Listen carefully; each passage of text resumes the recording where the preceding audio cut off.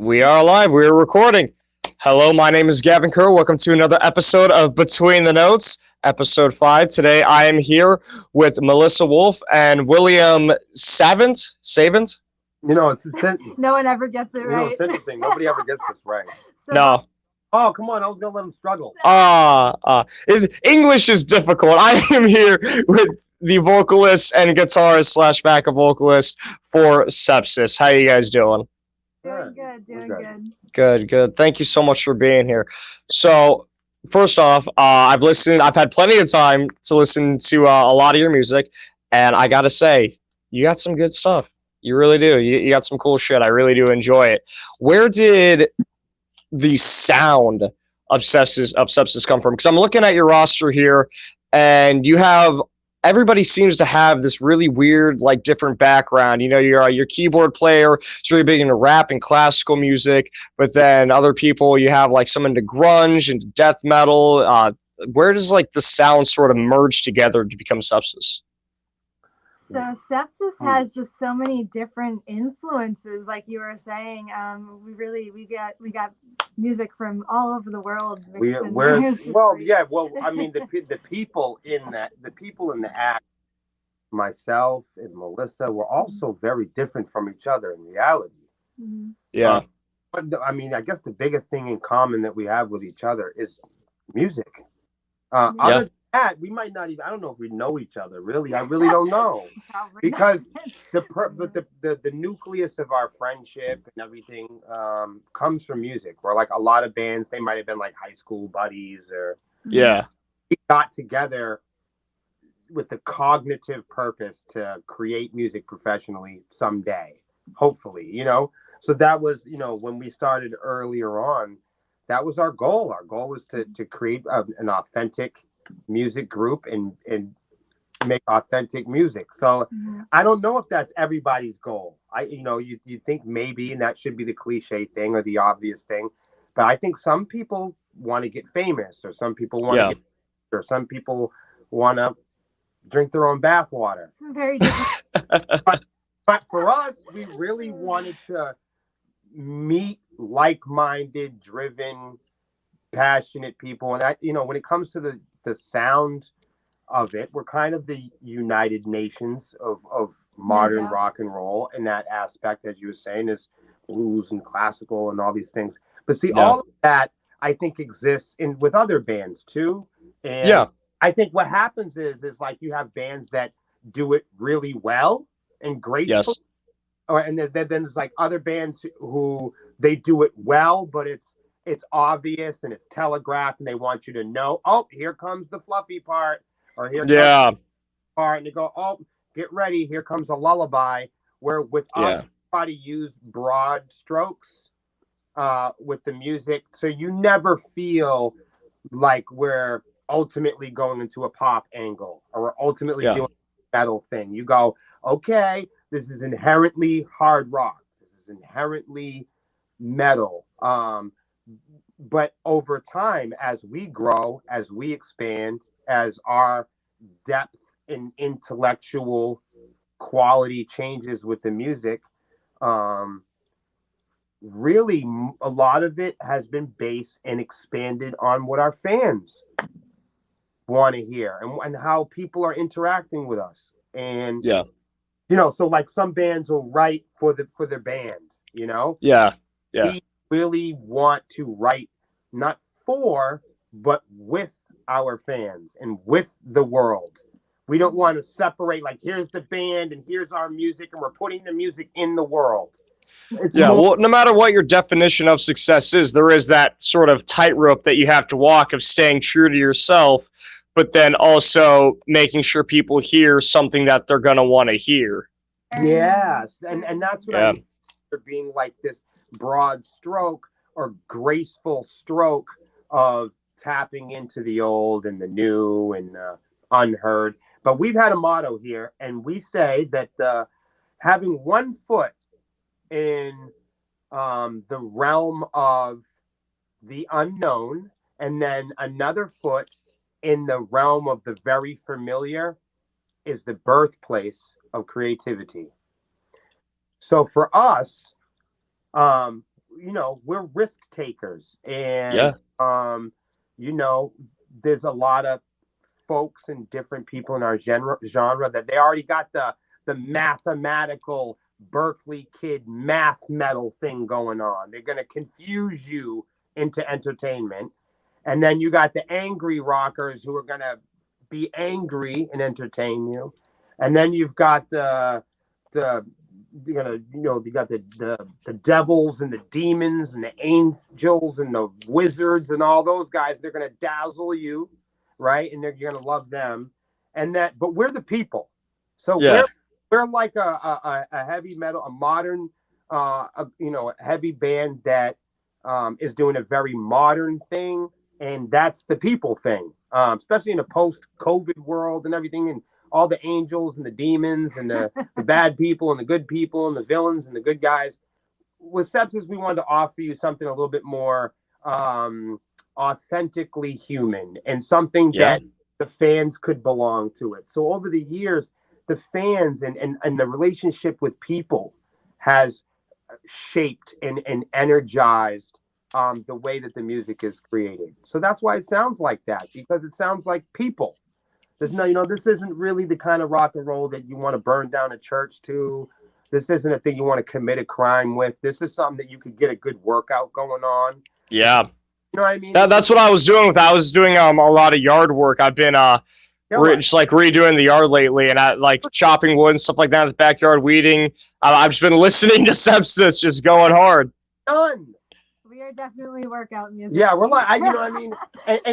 And with making music for people, you have highs, you have lows. Yeah. You have lullabies, you have anger, you have embracing, you have, so it's like, Sepsiss is more of a human experience. And I do mean that like sonically. We want to write music that's really intelligent, but we don't want to confuse people. Yeah. Those people who they try to be too deep, and because of that, their message is completely lost. A disconnect with, the wizards sometimes. When you hear Sepsiss, it's really like almost taking the best pieces of every genre and just like mashing it all together. And you do it very well, because when I listen to your music, I can very distinctly hear the parts that come from certain influences, but then I can also hear how you seamlessly combine them. It's like switching scales almost, but instead of switching scales, you're switching genres a lot of the time, and it blends perfectly. You found those little niches where the puzzle pieces overlap just right, so that way you're able to create this free-flowing sound. Bands have tried this before, and I was saying before, some bands do it well, and some of them purposely make it obvious. But a handful of bands have had an issue with going, okay, how do I make something that's really jazzy and sexy? How does that transition into pain? And how does that pain transition into a party? And how can we do that in a graceful way? But if you think about it, if art is imitating life, like that's your day, man. Like that's your year. That, especially 2020, there's been bright shining lights, and there's been a lot of darkness, right? But it's also been that time when people could fix that little creak in the steps, or maybe that time if you were aware, because there's two sides of the coin and the truth.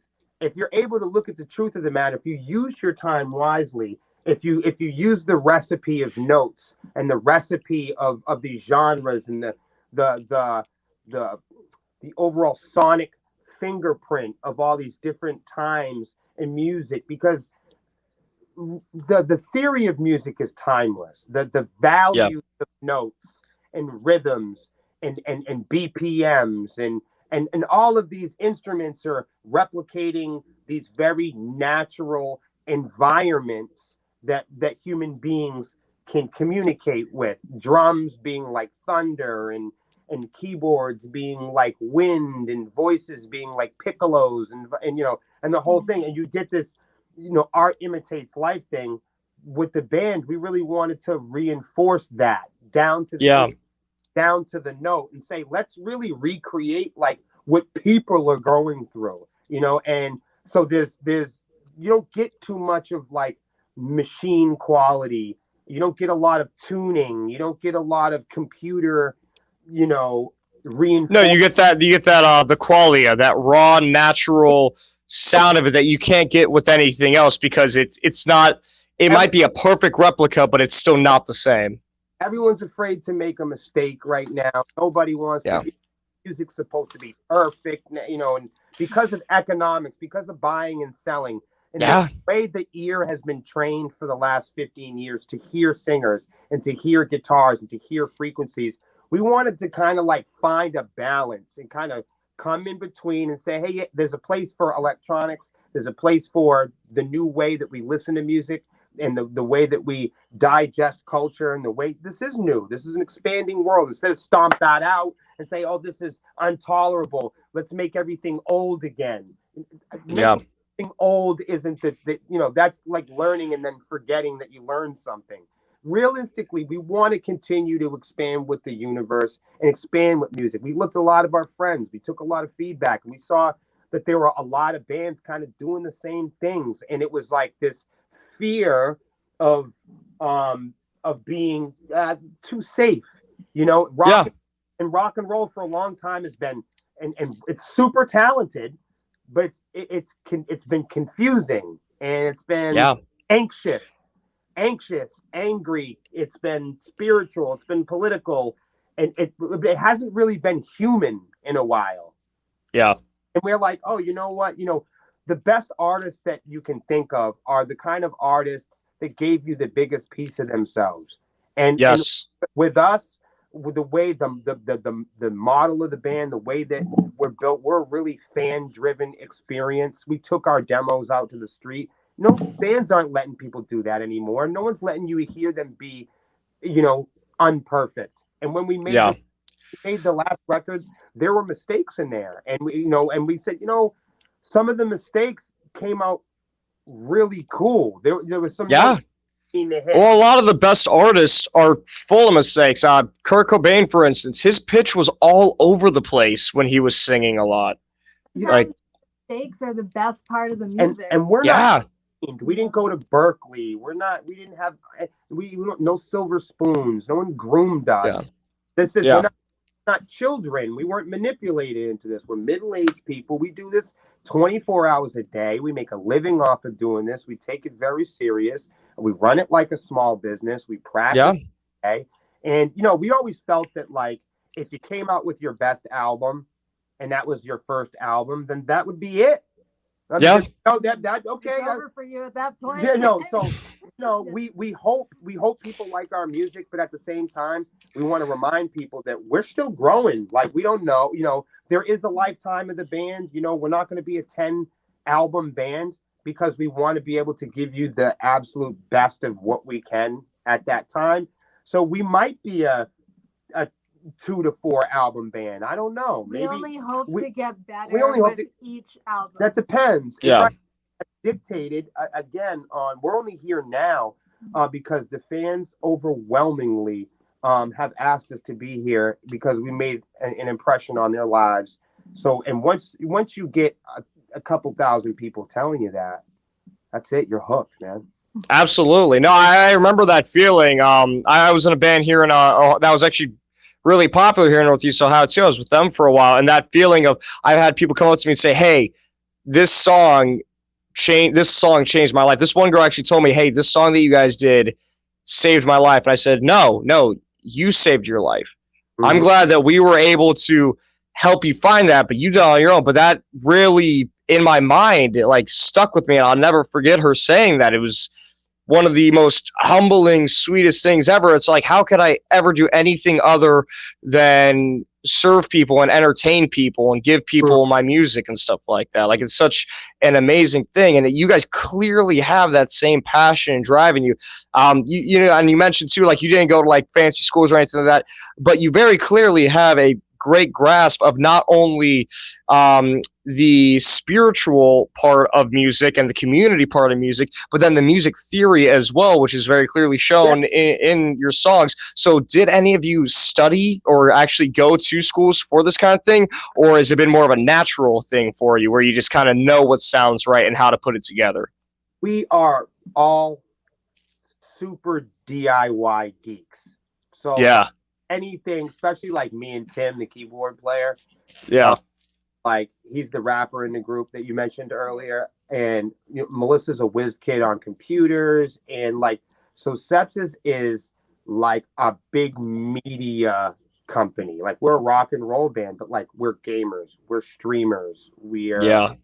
Photoshop. we're and design. photographers, we fly drones, we draw, we act, we write storyboards. I've been doing a lot of painting. We lately, record too. and work with a lot of rappers and singers and folk artists and songwriters and other metal bands. We're always doing commercials and for other people and advertisement, helping people get to PR. And we got an entire video game company with podcasts and the whole bit. So just by nature, we're kind of like people, community, human resource, geek people. So we geek out on everything. Yeah. I can tell, like, looking at your website, you have so much, and I was talking to Melissa earlier that it's so organized, but there's so much going on. It's not just like you're literally building your own community. It's not just this is our music, come see us when we come to town. No, you have your chat boards, you have all this. I love the merchandise that you have. You have a very wide variety of made merchandise, but then you also have very personal. You have the paintings and the handmade bracelets, which I'm going to be ordering, by the way. I just haven't decided which one I'm going to get, but I will most definitely be getting one of those bracelets.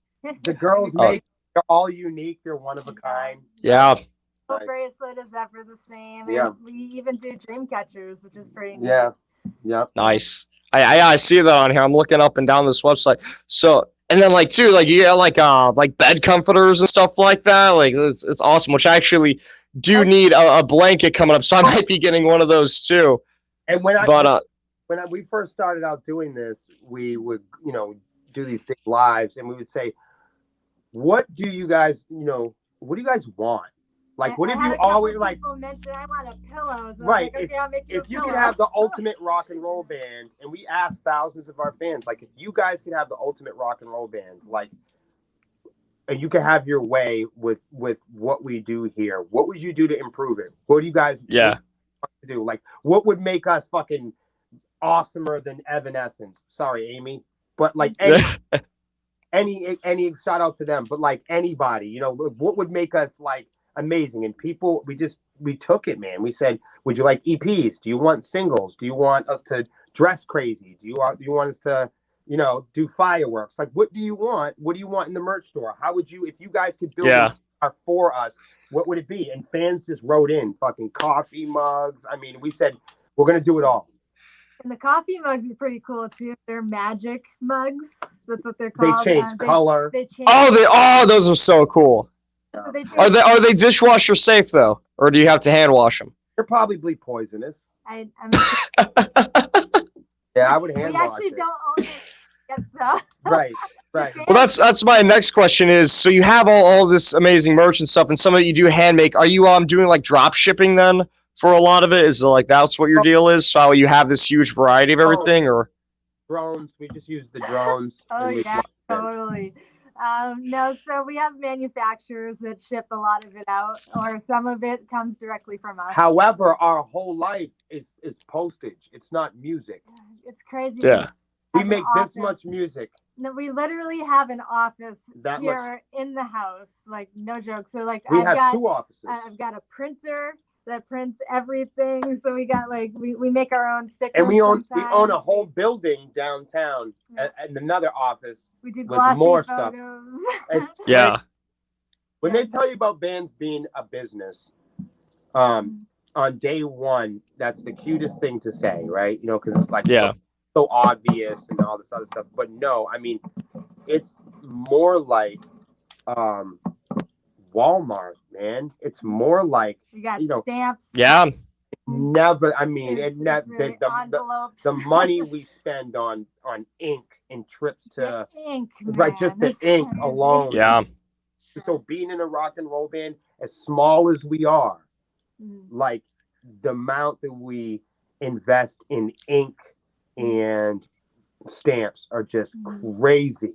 Yeah. When I was in the band, that was the first thing I told everybody. Whenever they would ask me, like, "Oh, what's it like? It's got to be so cool." I'm like, "Well, actually, it's mostly work." Like everyone thinks it's sex, drugs, and rock and roll all the time, but no, it's mostly it's doing meetings, it's writing, it's scheduling stuff, it's ordering things, it's shipping things out, it's making sure all your ducks are in order so things can run smoothly, so you can focus on the actual creation of the music. Oh, now you don't just have fans to make happy. You don't just have venues to make happy and talent buyers and promoters and publicists. You have social media. And Yes. oh my God. You know what I mean? And so there's that angle of it. And then, you got, you still haven't even got to gas money yet in guitar strings. Yeah. Yeah, no, that's definitely a big thing. How many? I know. I'm not sure how you record, but when we recorded, we would do new strings every couple songs. I prefer, what I do is I buy a new pair of strings and I pound on them the night before. Real? Okay. Stretch and beat the crap out of them. Yeah. And that next day they're nice. But I wouldn't dare try to record without playing on them for a handful of hours and really yank because they can sound nice, really bright. But I also have EMGs, and sometimes with the active pickups, newer strings actually sound a little obnoxious. Yeah. Because the active pickup, if you have passive pickups, the newer strings would be all right. But it all depends on what gauge strings you have. I use heavy to lighter strings. So my lighter strings are a little tinnier than I want. Okay. Then I would like them, but I like a good bend and I like a lot of vibrato. So I like them a little bit lighter than they probably should. dig that. I dig that. I looked into you guys quite a bit actually, and one of the things that I noticed is in your bios on your website, you all have a little quirk to you. It seems. Melissa, what is this wolf tail that you have? Yeah, so I do. I wear a wolf tail on stage. It's actually not only is it part of my character when I'm on stage, but I'm really into cosplay. I used to play D&D a lot growing up, so I'm into like a lot of that role play fantasy stuff. So that's really like where the tail comes from. I dig that. That's awesome. That's great that you have the confidence to just strut with this wolf tail. Just feel like I'm a damn animal. Like hear me. I'm fierce. And then William, I feel like I don't even need to say your core because you've displayed it so much, but it's basically your wisdom, and it's all summed up in discipline makes the man. This quote that you have that you live by. I think that's absolutely wonderful. Like, did you grow up in a very in like a stricter household where you learn that discipline, or did you just really enjoy smoking pot and went on this like philosophy trip kind of deal, or where did all this come from? That I feel like you've known me my whole life. I got you. Well, number one, I want to say when we first started the act, we really didn't want any gimmicks. So we had to, whatever we were gonna bring in, it had to be real. Yeah. And I met Melissa and she sold me the tail thing, and I was like, oh, what the fuck, but I'm a little older than Melissa, so I'm like, listen, I'm like gonna be this like middle-aged brown dude. I'm like with this hanging out with this girl with the tail, and she got the fangs and the whole thing. I'm like this, and I'm at the time when it came to like rock and roll and metal, like I grew up on like Megadeth and so I was like, I'm looking at this like, oh my God, what is this lady doing? This is like felt too much like Halloween. Right, yes. And this is of course during the the scene band times, Yep. And attack and everything. I see this one with her Hot Topic gear. Blood on the Dance Floor, Hollywood Undead, all those guys, yeah. Pants on, and the whole scared the crap out of me. I go, what? And I'm feeling all old and everything. And so I laughed at the tail thing. I said it was never going to work. I made fun of it. I said, but in the same effort, let's have fun with it. It's really you. Yeah. Let's have fun. And years later, 10 years later, we're at a Static X show, and they're buying these, Melissa Wolf tails. They have these little tiny Melissa Wolf tails, and her and our merch lady have these, for the table that day, they had these tails. And Yeah.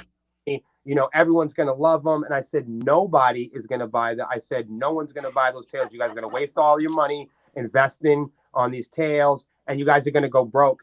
We sold every single one of them. Oh my God, that's awesome. If I've never had a foot in mouth rocket, I go back like You watch. Yo, like a smart ass. I go back and we get off stage and we're going back to meet and greet and hang out with everybody, and they're doing their thing, and I stay out of the way so people can do their merchandise thing. Yeah, yeah. Go in to get the update, and I go in there like a smart ass, and I'm like, so, how many of the tails did you guys, fail on?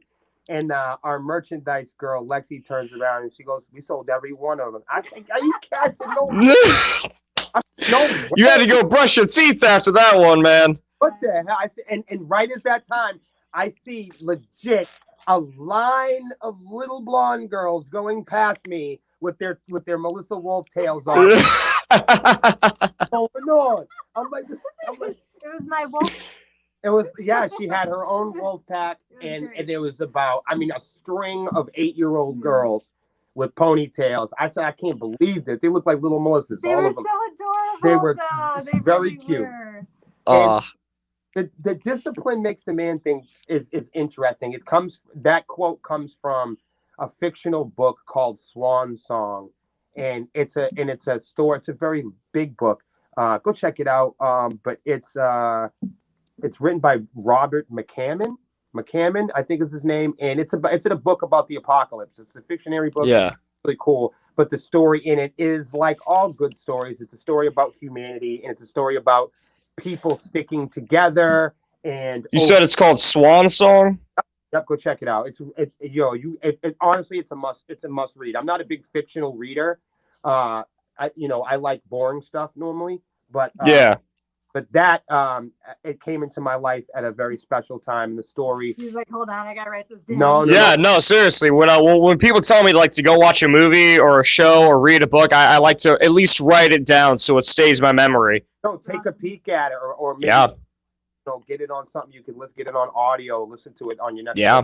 whatever. But to keep it real, I was an orphan as a child, and so I'm adopted, and I was adopted into my mom was like the greatest person in the world. She's like a humanitarian, and she was a social worker, a big person, and here in New England, in the community here, as a social worker, helping human services, like adult, abuse, child abuse, everything like that. So that's who raised me. My mom raised me. I'm a mama's boy, my best pal. And so living with her, growing up we had some difficult challenges and stuff like that. So at a very young age, I had to go off and live in these like institutions and like childhood homes and like all the shit. Well, that wound up being quite the nightmare. So they had a bunch of these really scary places that kids used to go to, and I lived there for years and years and years, only to later, unfortunately, have the consequence of more challenges in my life. I mean, drugs, alcohol, being a teenager, winding up in county farms and jails all of my youth. As a teenager, I was in adult facilities, adult jails, and I wound up getting myself into trouble as a teenager and got a very lengthy prison sentence. And I went to state prison for 12 years, and that's where I came up with the idea of Sepsiss. That's where I came up with all of the knowledge that I wanted to change my life, and I wanted to create something that would be community driven, and I would go around the world and tell people my story, and that's what we're doing. So you're the founder then of the band? We both are. Together, yeah. You both are. Okay, awesome. So then how do you two know each other, and how did you decide to form the band? I know you said you were in prison, you had the idea for it and everything. Then how'd you two start to make it a reality? So he posted the Craigslist ad. Right. We actually met on Craigslist. Right. I had the business blueprint. I didn't have the intellectual or artistic. I didn't have the tales. I didn't have the. Yeah.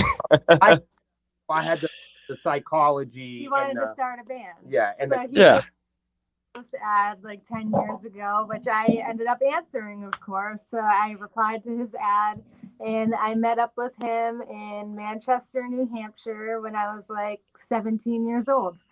And so I went there for my tryout to be the singer, and we both had a lot of the same influences. So I think that's really ultimately why I answered the ad. I was like, oh, cool. So we have a lot of at the time.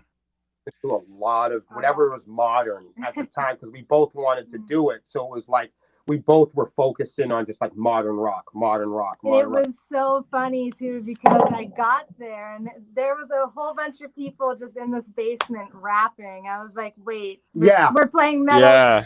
Studio was like a hardcore studio. I didn't own the studio. My brother owned the studio, but I worked at the studio, so I do production. Engineering, I track out rappers, and at this day it was like this hardcore like gang vocal rap where all the rappers would have to come in and say like parts of the verse, I'm gonna fucking kill you, I'm coming to get you, and then rap call response chant thing, and in comes 100-pound Melissa. She'd never been to the city before. And there's all these like super like camoed out dark skinned dudes with dreads on and well, that was going to be my next question because you also said you were 17. So was this like, how did you sort of overcome? So I knew you had anxiety because one, you're auditioning for something, so there's natural anxiety, and then two, to show up at this place that you're not familiar with a bunch of people you don't know who are a lot older than you and a lot bigger than you too. And then I don't know if you knew that he was in prison before this as well, but if you did, then that's another fact. No, she did not know. Okay, good, because that would have been another factor to play in. But you're in this really like weird situation. Like what motivated you? What gave you that courage to be all like, you know what? I'm 100 pounds of little blonde badass, and I'm here to sing for this band. Of course, me being a girl and being young, I brought a friend with me. Okay, good. Unaware of this. He was 100 pounds too. Yeah, you just had to run faster than him was the thing. Children, but I brought a friend with me, and that did make me feel a little better. And he had a girlfriend at the time. We called her Pop. And we met up with her first, and she kind of like escorted me down into the basement where I met everybody else. I was smart too. I think I was like, oh honey, can you meet the girls and walk her in so she doesn't freak out? Yeah. And girl and the boys, and it was crazy, And so they were all rapping in the basement. I was like, wait, this is a metal thing we're doing, right? He was like, of course. She's watching the session. She's watching me finish up this session. Yeah. By the time he was done, he starts like shredding on the guitar. I was like, oh, that's really cool. He was like really good. So I was like, okay, awesome. Let me show you what I can do. And I started like singing some covers and a couple originals that I had. And I don't know, I guess I just kind of aced the tryout, I guess, because this other girl was supposed to show up and she just never showed up. Oh. Yeah, she never met. Her name was Ashley. Yeah. Damn. I wonder if Ashley ever found you guys afterwards, or like looked at you guys now and was like, I should have showed up to that audition. That is a good question. Interesting. I would love to know that. Yeah, because you know what? Whether she can or not, too, just because of how most people are, whether she can or not, I bet if she did look at that, if she does find you guys, I bet she would tell herself, you know what? I can sing better than her, because everybody thinks they're better than everybody else a lot of the time. It's like this blind ignorance that we have. So she'd be like, shit, I should have auditioned. I could have done that. It's like when you're watching boxing or you're watching football with your buddies and they're like, you would have what? You would have done nothing. Like you would have outran that 250-pound professional athlete. Yes, I would have. 100. I haven't seen you run 100 yards out. Yeah. The only thing I see you run is to the fridge and the toilet, my man. By the time I was done with the tryout, he had like this song kind of like prepared for me to bring home and write lyrics to and everything. So that was fun. By the end of the week, I came back with something. Yeah, I think that day, because I didn't want to look like a fool. I think so I think I kind of prepared. I had some ideas of what I wanted to do with the music, and it was. So you handed me over this like instrumental piece, and it wasn't very good. But none but of us were very we. good. I mean, I want to say something and make it perfectly clear. We say Yeah. we've been around for 10 years, and that sounds awesome, but it's not really true. Me and Melissa have been around for 10 years, and we've been buddies and we've been hacking at it. But Yeah. a lot of that time, me and Melissa were getting our chops up. I mean, we had the band name. We had like some squirrely, strange things we called songs that were kind of like local people knew pieces of them, but it wasn't until a couple years ago really that we were like, whoa, we're gonna be like 80 if we don't do this now. Oh my God. So Yeah. so we were like, okay, you want to take the next professional step? Mm. And we had sat down and we said, okay, let's really turn this regional thing into, like a business thing. And over the years, we've been through about 29 different band members, which is why it's taken us this long, really, to release our first full-length album. We had a lot. To be completely honest, with everything that I thought I knew, if there's one thing I know now is to stop saying I know shit. Yeah.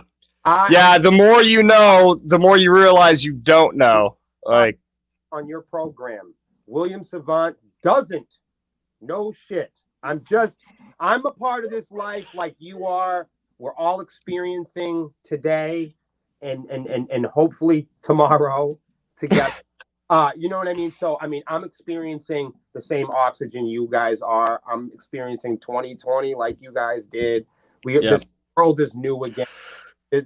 Some goals had to change. Things are different. You know what I mean? So, a lot of us that have survived, a lot of us that have our plans and our dreams that have survived, we're just glad to be here.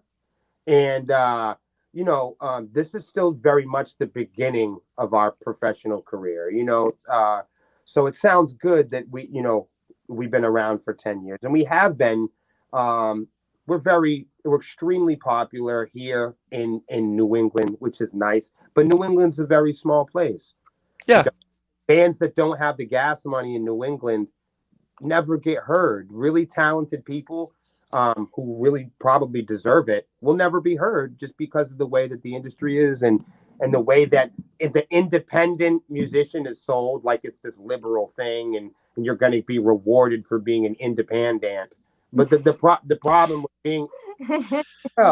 with being independent is that all the people are trying to sell you consumer-based products, right? And these consumer-based products are made by the gatekeepers and the A-listers and and they filter themselves down. And while it feels independent, you can feel very stuck at times as a local or a regional act. So, our biggest goal is to, get out of our backyard. Because as they say, you could be too big for the backyard, but, too small for the arena. We really hope to travel the world someday. Yeah. That is the goal. So we're still in the beginning. We're still growing. And, I don't think we need to like find our sound anything like that. But a lot of those critical years, me and Melissa needed because we didn't sound good, dude. You know what I mean? We were fucking terrible. And if you can't stick a lineup, like if you can't hold a lineup long enough, especially, you get a new bass player. If he's not around enough to learn the music, it never gets good. Yeah. Yeah.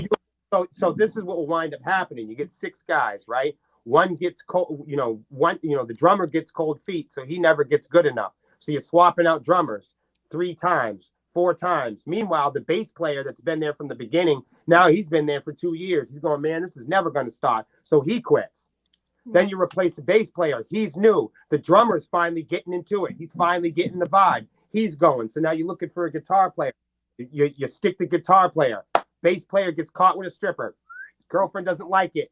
He's out the band. The drummer, who's finally getting the shit, sees the bass player leaves. Oh, this is never going to work. He's gone. Yeah. Not having a drummer. You book a drummer. Now you're working on the guitar player. Like, all right, buddy, I'm telling you, we're going to get a drummer. You stick the drummer. Now he comes in. Guitar player drinks too much.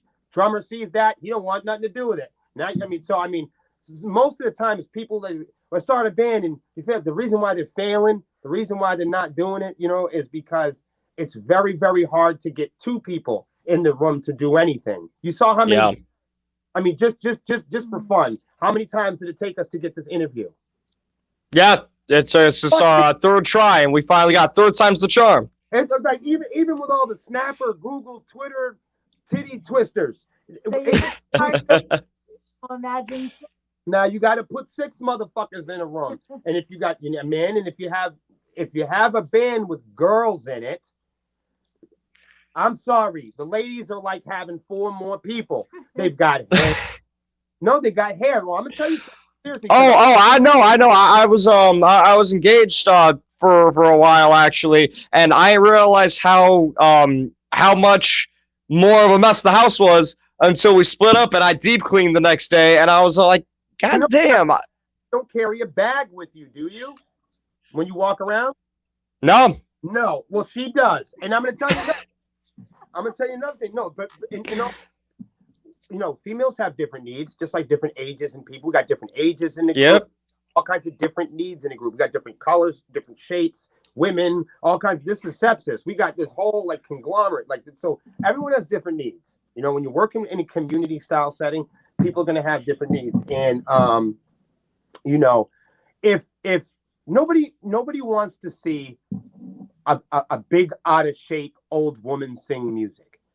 I don't know why. I think they could have a beautiful voice. I'm just pointing out something very mean and very unfortunate. So what I want to say is, I get that. The only time I hear that or think of that is in like some opera. We get in front of so many. I mean, it happens to me all the time. I'll sing poorly, and people will be like, "Will, you're the fucking man, dude." Okay, but if you're a pretty girl and you hit a bad note, they're going to cut your head off. Yeah. Oh, she's up there because she gave hand jobs to everybody in high school. The only reason she's up there is because she does her makeup. She's not a real this. She's not a real that. The prettier the prettier you are in rock and roll, the prettier you are up on that stage, the more pressure. If you can't even sing a bad note. Yeah. Now you get put on a pedestal of being perfect is what happens. 300-pound girl get up there and make a mistake. They go, oh, it doesn't matter. She's just, look at her. She's trying her hardest. Yeah. You know what I'm saying? If the big, drunk, tough dude gets up there, and that's all he's doing, you know what I mean? Everyone, oh, man, that was a fucking stellar performance. All those, look at those 5 fucking dudes in black T-shirts sweating all over each other, tripping over mics, insulting the audience. But if Melissa gets up there and trips over a mic and insults somebody, it's the end of her fucking career. Yeah. Yeah, no, it definitely is a hell of a double standard that you see, and I think it's a subconscious envy that I think it's a subconscious envy that people have, where they see somebody who is beautiful, so they expect, and then they put them on that pedestal. They expect them to be perfect.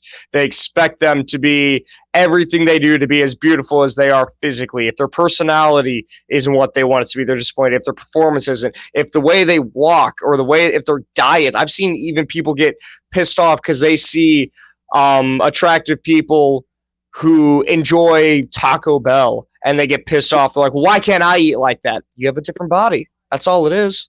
It's very hard when you talk, and I said something about Evanescence earlier. But any top tier type bands like this, like In This Moment, or most of the female fronted bands. Now, if you're really, really, really famous, you don't want to be called female fronted band. You just want to be metal, But if you're a little band, you do want to be female fronted because it's Google fucking searchable. Yes, marketable. So you know what I'm saying? So that's the thing. And it's like, if you're top tier talent or whatever, that's why these girls go out of their way not to engage. Because look what they did to poor Amy. Talk about her weight, what she watches on television. And like, I get it. It comes with the territory. And yes, you can stay out of the comment section. And I tell my artists all the time, stay out of the comment section. That's why we have publicists. That's why we have record labels. That's why we have all these entities. That's why we have managers and promoters, so they can deal with people and meme babies and fans of the internet. Because most of the time that you see on the internet in the comment sections aren't fans of music. They're fans of the internet. Yeah. So the you know what I'm saying? Those aren't people who are buying fucking tickets and you know, they don't even know what we're talking about. So the truth of the matter is, if you're a top tier, if you're Amy Lee, you know what I'm saying? There's a sense of engagement with your fans that you kind of like want to avoid at this, you know what I'm saying, at this point with social media and everything else. Even for somebody like Amy, the music industry's changed so much that it'd be hard to almost adapt or adjust to it. Where when in Sepsiss, we are built off of the comment sections, man. We are built off of having thick skin. We're built. Yeah. It's that community that you've created through your work, and I'm sure even all the different people that you've had in the band. Just because they aren't in it anymore, you now have you are in the back of their mind and the back of their friends' minds that they told about you guys. And I'm sure you keep in contact with at least a couple of them. So it's this community that you've built. Yeah, we have a great track record with honestly, most of the people who've left the staff or the band are right there, either making it to shows, they're sharing the stuff. They're very much have become part of the engine and part of the growing community. They've been there's really very few dudes that have come in and have left on bad terms. Like seriously, everybody, we have a really good track record in the community because we work in the community every day. It's not a weekend warrior thing. It's something we do every day. We lift bands up every day. We'll open up. We'll open up for a smaller band. We'll host for a smaller band. We'll host for touring bands. So we don't do this just as a display. We've done it for years. We love doing it. We're going to continue to do it. We have a history of doing it. Charities, benefits, anything that's especially New England regional. And hopefully we get to bring that, hopefully we get to bring that mentality all over the place. But it's that much harder, for today's musician. If you're a big musician like Hailstorm or something, you don't have to be on the internet all day. You don't have to go live all day. You have to be on Twitch. You don't have to talk to your fans all day. But somebody like Melissa, like she has a Discord where the fans can talk to her 24 hours a day. It's almost like having the band phone number. Yes. Yeah. Sepsiss is different, and that presents its problems too, right? Because how much do you know us, and how appropriate, how approachable, is somebody that, the more that we grow, right? Yeah. And then on top of that too, you have people who feel like they get entitled.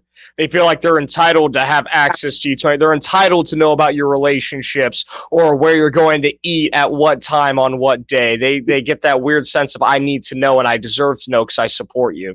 But the Discord is a great place for the fans to not only us but each other. So it's a great place. Right. And they can meet up, they can carpool, they can come to shows together throughout. Because some places in the country, especially like post-corona and like money and gas and stuff, like a lot of people want to travel more than ever. People want to go to concerts, so it's like this is a great time to have a community. And what better way to have a community? You see, that's why we have the website. Yeah, we don't want Instagram to be. We don't want it to be. The band, the manager, the record label, the booking agent, Facebook, Spotify, and then the fan. We want Sepsiss and the fan. And you know what? Yes. Great with that? Twitch. Because Twitch is the greatest place ever to communicate with the fans. Like literally, I'm there every single night of the week just to stay in touch with people, especially during this whole pandemic. And it's like, and it's not necessarily because you got the fans that are like the part of the thousands of fans, and then you got the fans that are like part of the hundreds of fans. But then you got the fans that are like your core. Yeah. You know what I mean? And she's a really cool thing over there with them, and it's almost like they call themselves super fans, but they have their own name now. They call themselves the Swarmies. They made it themselves. And and it's like they have their own energy over there, honestly, and they are fantastic. It's really quite crazy, but the ceiling caved in 2 nights ago in our apartment. It caved in. Oh my! Like, you guys all right? Yeah. Not all. I didn't all cave in, but a big hole. Okay.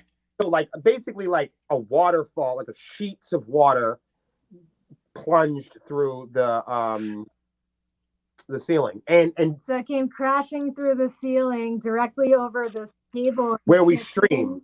The table had my laptop. Oh my God. Cameras. Under where the water was coming from. I don't know how it was so perfectly placed, but it was right above It was the perfect. table, and it just got all over everything. It destroyed my laptop, destroyed my streaming gear, and groceries. I the mean, entire mail, kitchen turned into a merchandise. river. And within 12 hours, the Swarmies bought Melissa a new laptop. Oh my God, that's so wonderful. Do you do a lot of like fans? What am I trying to say? I can't remember the name of it. Fan like crowdfunding then. No. I mean, the really cool thing is, it would have been one thing if we were like, hey, can we all get together and do something? It was fucking instant. I mean, I just shared a picture of the hole in the ceiling. We were like, oh my God, look at what happened. And then the phones just started going bing, bing, boom, boom, boom. They started donating $200, like $100, $30, $50. They were like, oh my God. Anything. They were just like, we had to tell them to stop. They were super generous though. We said we got it. Yeah, it was. Yeah. About 10 o'clock last night, we were like, okay, that's it. That's enough. Because we got it now. We got this computer back. It's all going to be fine. And yeah. Thing. I mean, and honestly, you know, between that and the amount of people that have come to us during COVID-19 and said, yo, if it wasn't for you guys talking with us, if it wasn't for you guys singing for us, if it wasn't for you guys spending time with us and making us laugh and cooking with us, and jamming with us during this COVID-19 thing, I would have cut my own fucking head off like instantly. And you know what I mean? The amount of people that have come to me and said, yo, you saved my marriage. You got me off of drugs. I'm a big prison recidivism guy. I'm a big like clean and sober, straight edge kind of cat. Yeah. I do like my marijuana. It's the only thing I roll with. But yeah. I was a hard smoker for years. I smoked cigarettes. I was an alcoholic. I told you a little bit about my past before. I collected a lot of bad habits going through, obstacles in my life. And I don't count the days, but I've been sober for years and I love it. And I go around spreading that message as much as I can. So, I mean, people have come to me and said to me, hey, Will, like your guitar playing and your story and your message, I fucking quit cold turkey. I don't need nothing. I just need you. I just need the Swarm. I just need the confidence and the accountability. Yeah. To know that I care about this shit. And I said, man, and we take the time. Me and Melissa, Lexi, we take the time. We talk to. There's not a fan we won't talk to. If you're at the show, and we could professionally be approachable, and we could professionally, make time. I don't care. We get the craziest stuff from fans. We wake up in the morning sometimes, and there's flat screens outside TV. There's friolators. People send us. What are some other things people send us? Clothes, masks, games, DVDs. People send us food, dinner. We got an Instant Pot. I haven't bought guitar strings in over a year. Oh my God, that's a hell of a luxury. That's nice, man. I ask, they just keep coming, and I just say, and that says to me, I need to write more music. Yeah. That's it. They tell me they want more music, and I get to it. That's what I do. Good God. Oh, there's so much love and positivity in this community that you built. It's really amazing, and you say like you've been around for 10 years, and while that might not have been like the music that you are now, it's very clearly the community that you've built is something that you can only do in a decade. Feel very proud of that. I got to know though, so because I got your guys' roster here and everything in your lineup, how do you have the other members balance doing the band, but also because I know some of them have day jobs. Like Cam is a welder by day, and then he does the band by night and stuff like that. So how does everything? How do you divvy up the work and balance doing all this? Because it sounds like to me that this is a 24/7 thing that you're committing yourselves to, and you're doing a hell of a job at it, might I say. It is. I wish I could say that was like a simple. I want to say like something rock and roll and cool, but that really it's hard as hell. It's really difficult. We have to get rest. So see, you can trying to live like us. You might forget to drink water. Yeah. Living, and that it sounds silly, but you really got to pay attention to being physically fit. I'm an older cat, so I got to really stay up with some of these guys for 10 years. Like we were saying earlier, too, it's really hard to get 6 people together in a room. Yeah.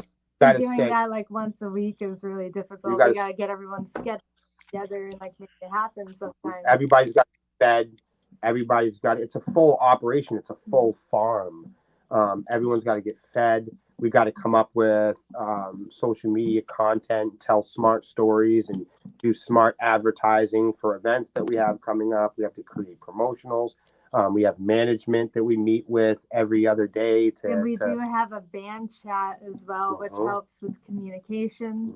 We can stay in touch. We got to stay tight with our booking agents and stay up with our record labels and our PR. We have an amazing and rather large PR team that we work with that, range from anywhere from like social media funneling to like big PR firms that work with the act. And naturally, we have to keep products on the floor. We have to keep music on the floor. We have to sign CDs. We have to write letters. We have to send out emails. And the other portion of this is also we own the studio as a side gig. This goes into, doing well with Sepsiss has a lot to do with doing well there also. Because if Sepsiss does well and people like to record and people like to, if people in the region see our success, then they go, oh, wow, these guys are getting in magazines. These guys are getting big festivals. These getting big shows. These guys are getting paid for it. These guys are making a living for it. They're, these guys are eating. And, when people know us really well, we're very well entrenched here. So we're very approachable and people can ask us, hey man, how can I do that for myself? And just like in the community online, in the community in the region, right before the pandemic, we took home the award for New England Rock Metal Act of the Year for New England Music Awards. And one thing that we had talked about a lot during that whole era was just how much we operated without the fear of playing with other musicians, and how we felt so confident in what our plan was. We feel so confident in our stage plot. We're such a physical, hungry band that when we have to compete, we're very excited about it. It's not that the competition, and we look at this as a big time entertainment team sport. Sepsiss is less like music and more like wrestling. Yeah. You can look at it that way. It's more. No, I definitely understand the metaphor you're using, man. So it's not just the music, and it's not just the wardrobe. It's not just the lights. It's not just the people. I mean, you're gonna see good-looking people. We're gonna be in great shape. We're gonna be in great spirits. We're not gonna see a bunch of angry dudes in black t-shirts. We came to really bring the energy. So, it's hard to beat. It's that we don't turn it off. It's something that we do all day. Well, when I first realized the competitiveness of doing shows and stuff like that, and the just the industry in general, it wasn't from like seeing the numbers and how difficult it is to get noticed and stuff.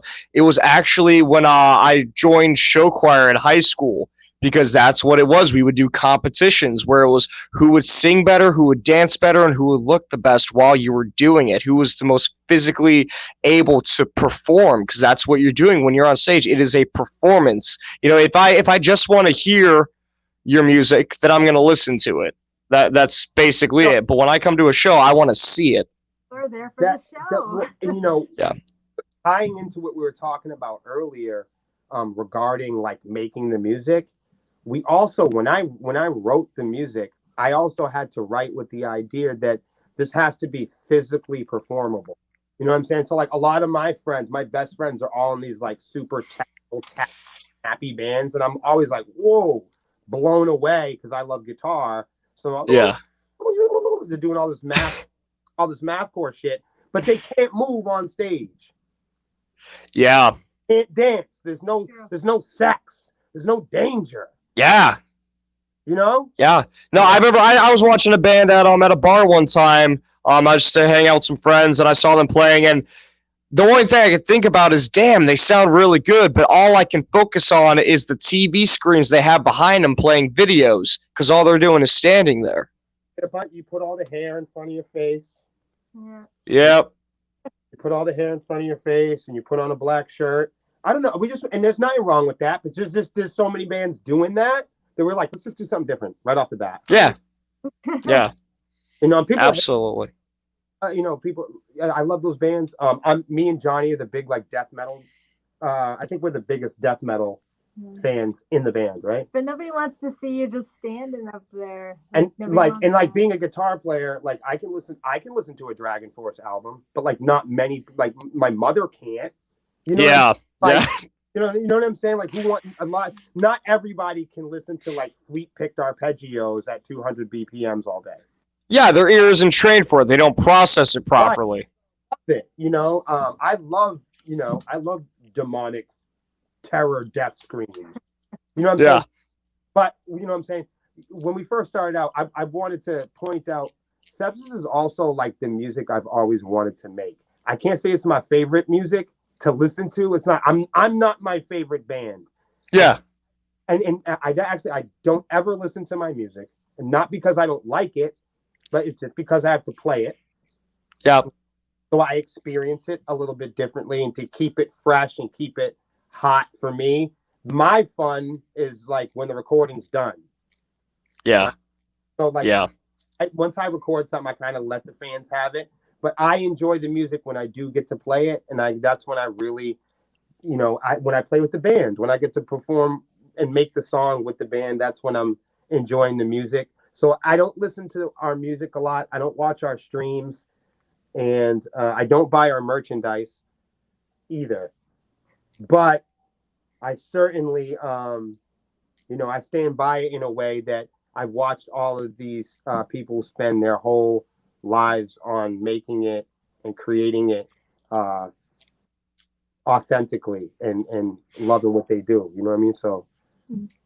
Yeah. Yeah, absolutely. Good God. I know you said that you had about an hour or so, and we are at that time. Usually I go through and I start talking about some lyrics and stuff like that specifically, but this has been such an amazing conversation. I need to have you guys back for a part 2 sometime. I need to have some more members of the band on here. I got like a dozen of you that I got to meet. But exactly. There's so many facets to us, man, like unlocking the people in this band and unlocking the personalities and wisdom. And I could tell you personally that every one of these ladies and every one of these gentlemen that I work with are like the best musicians and friends that anybody could have.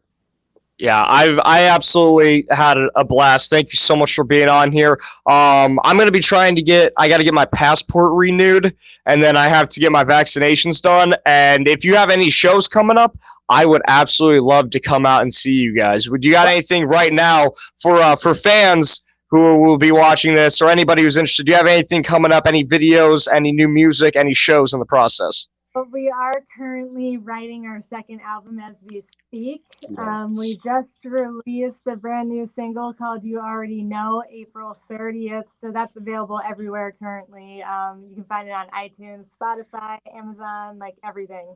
So that's Mhm. available.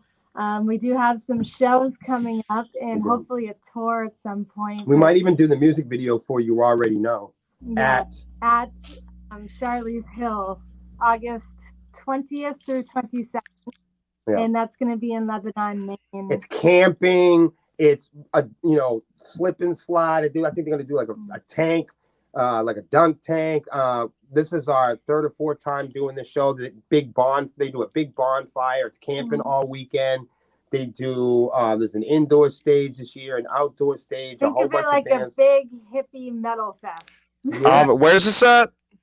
This is in Charlie's Hill at Lebanon, Maine. Yeah, Lebanon, Maine, southern Maine. There's no last call, no lights out. You bring your tent Awesome. out, hang with the band. Right now, actually, if you wanted to be like really sneaky and you saw this interview, if you go and watch Melissa on Twitch, twitch.tv/Sepsiss band. Yep, at 7 if you go watch her at 7 p.m. Most nights, you can catch her there at 7 p.m. and you could actually win a plane ticket to come out and see us. It's pretty good. All you have to do is watch Melissa on Twitch and you could have your chance to win it. All you need to do is gift subs on Twitch. So every time you gift a sub on Twitch, your name goes in a hat. Yeah. And July 4th is the official drawing date raffle we're doing. Mm-hmm. And 5 people are going to win. This whole thing is sponsored by Shit, I need to download Twitch. I'm telling yeah, you. I'm telling you. And so we're flying 5 people out here to come and maybe even and video. you might wind up in the video and like you get to hang out. The band is gonna hang out with you when you arrive. You go to the music store. We're gonna have some like special T-shirts or like some different stuff for the people to wear or take home. And then Melissa and Lexi cook you breakfast the following day. And you get to go out to eat. You get to go out to eat with the band. And then, of course, we do like there's going to be like a drum circle, like a fire circle, where just the people that win in Sepsiss are going to go and do an acoustic set privately, just for the people that flew in. Oh yeah, it's going to be really dope. Oh, and then my God. We're headlining this one. It's going to be in Bay, Florida, October 30th for Frighteningly Metal Fest 2. Yeah.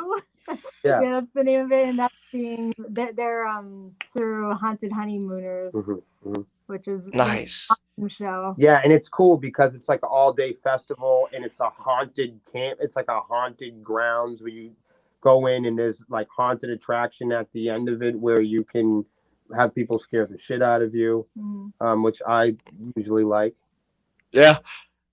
Oh my God, that's amazing. I'm so excited. I'm definitely following everything. I got to go make a Twitch now because that sounds like a once in a lifetime opportunity that I do not want to miss out on. We play music on Twitch. We do every day is something different. We do a whole bunch of like guitar, like instrumentals with like piano kind of practicey, musical theory kind of stuff. We do music, we do art, we do just chatting streams, cooking. Gaming, so video games, also board games and drinking games and all types of stuff. You can win a bunch of shit. You can win patches. Just by going over there and hanging out on Twitch, you can win patches. We hand out prizes. You can win stickers, all kinds of stuff. Yeah.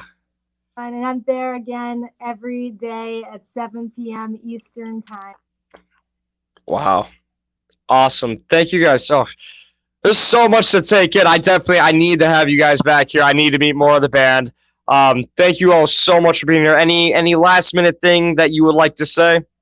Well, thanks so much for watching the interview, and I guess go check out our website, sepsiss.com. Spelled SEPSISS. Yeah. You need that extra S. It's very important. That's how you spell it. And if you do the name. make it there, make sure you sign our guest book, and don't forget to do all the annoying things that you normally do for all your favorite artists, like subscribe and go follow and like our social media. And if you do like Sepsiss, do us another favor on your way out and go like the local band in your hometown. So if you hear our music and you like what we're doing, and if you hear us and you're excited about any of these stories or anything that we're talking about, make sure at that point, after you followed us and you liked us and you listened to our music, turn right around, go back right on your phone and go find the most hottest jumping, I don't care, rapper, rocker, folk person, go find the hottest artist, go find the coolest band in your town and go follow them too. This is all pointless. Don't forget to grab a CD. We'll sign it for you. Yep. Once again, I'm Gavin Kerr. This has been Between the Notes, and we will see you all next time.